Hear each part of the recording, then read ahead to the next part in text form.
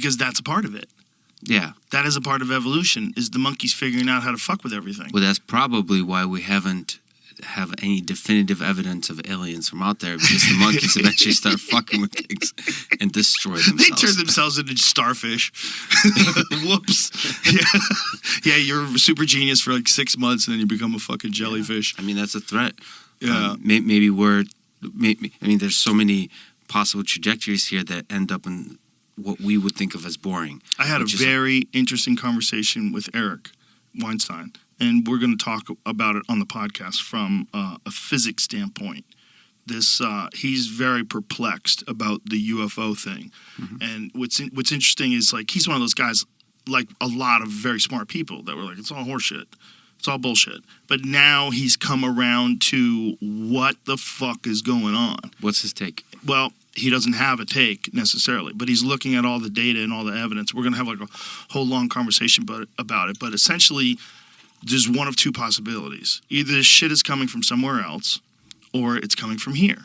So either we or someone has some real legitimate groundbreaking technology, or someone's visiting us from somewhere else. There's no ifs, ands, or buts. It's one of the, because now there's enough data that show that these things are moving in a way that they can't understand. There's video that they're moving in a way they can't understand. They're not showing a heat signature from visible means of propulsion. It's not like a rocket. It's like whatever they're doing something different.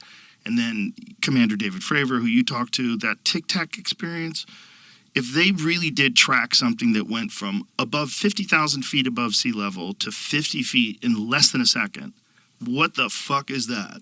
Like, if that's real, we're assuming that all their calibration was on and all their equipment worked together, but it was multiple different visual sightings of this thing too. Different jets saw it, different people, uniform story. Everybody's talked about how it just moved off at insane rates of speed. And then there's all these other ones like Ryan Long and all these other people that he flew with that are seeing these similar behaviors from these things where they just disappear. Mm-hmm. They move off at insane rates of speed. So it's one of two things. Either he said there's been some sort of parallel science, some science that's going on where nobody knew about it, and all the top physicists were completely unaware of this tech. And they were developing it independently in some fucking lab in the mountains for the government, or aliens, or someone else. Or someone else. There's a bunch of other options, and one thing is, I just talked to David Kipping. It's just I highly recommend his YouTube channel, Cool Worlds. He's a legit. It's like Huberman. You sometimes get these like legit scientists who are also good communicators. They'll step up. Oh, nice. So he's like the Huberman of astronomy. Young guy. You'll probably have him on eventually. I'm betting. Sure. I'll have him on. He's brilliant. Definitely check out his channel. Anyway, he's an astronomer, so he's deep in the astronomy, astrophysics community, and he says, and you've said this before too, is he tries to really hard not to think about stuff he wants to be true, like be very kind of calibrated properly, because with the UFO sightings, there is a part of you, I don't know why exactly, but you kind of want it to be true. Not kinda. Like all the way. I want like 98% of it to be true. And there you have to be a little bit careful. But yeah, definitely, like, to me, it feels like the scientific development that we're doing now with Starship, so SpaceX and Starship, with all the advancement in telescopes, we're just getting more and more and more data to where we're not going to have these shitty videos.